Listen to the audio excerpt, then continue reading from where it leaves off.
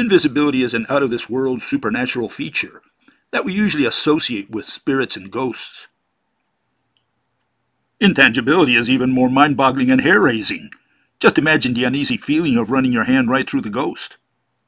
That's why it's not at all surprising that invisibility and intangibility are what make skeptics out of most people who come across the rope model of light and gravity for the first time. Why can't we see or touch the ropes that mediate electromagnetic phenomena?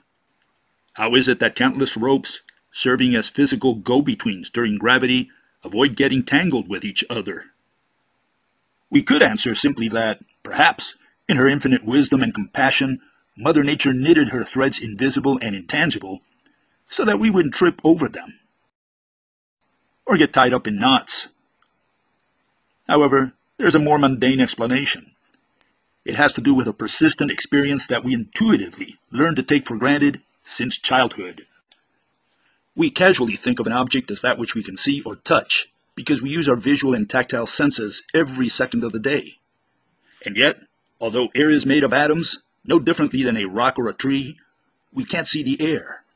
A fact that puzzled the ancient Greeks so much, they glorified it as one of the fundamental elements.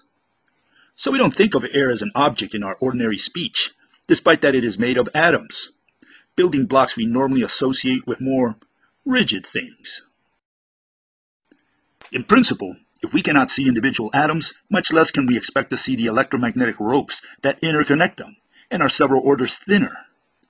We learn from this that it is not seeing or touching that defines an object. Not all objects enjoy these attributes. The only universal property objects have is shape.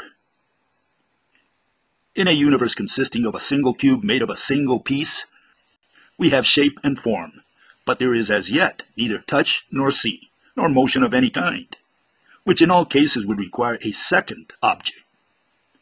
The lonely cube also lacks color as well as mass, and it is not comprised of physical or temporal parts.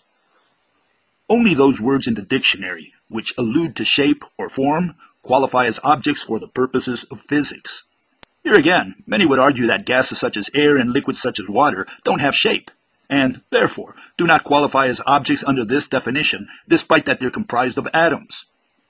Actually, anything made of atoms does indeed have shape. If an astronaut releases water in outer space, that blob has shape, although an irregular, indescribable one. Similarly, the oxygen and other molecules that comprise the air that encapsulates our planet collectively take on the form of a shell. Both air and water curve around our globe because each atom that comprises these bodies is bound to all others that comprise the Earth.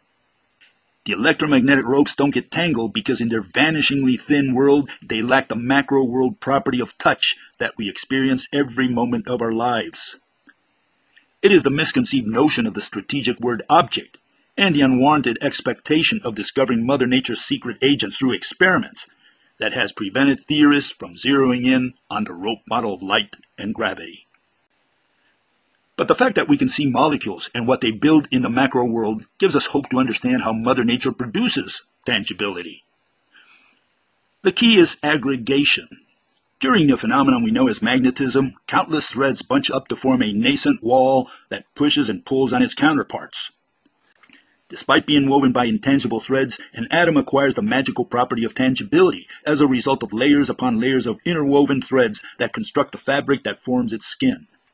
And yet, we still have a problem, and is the verb to touch. Before a pair of scissors can cut across, it must come in physical contact with the yarn. Tangling is necessarily preceded by touch. In everyday life, we casually say that the cup touches or is in touch with a table. Have the two objects fused to form one? Or does distance still keep them apart as distinct objects? For if they fuse to form a single body, it makes little sense to say that they touched, a verb that requires the participation of two objects. Food for thought.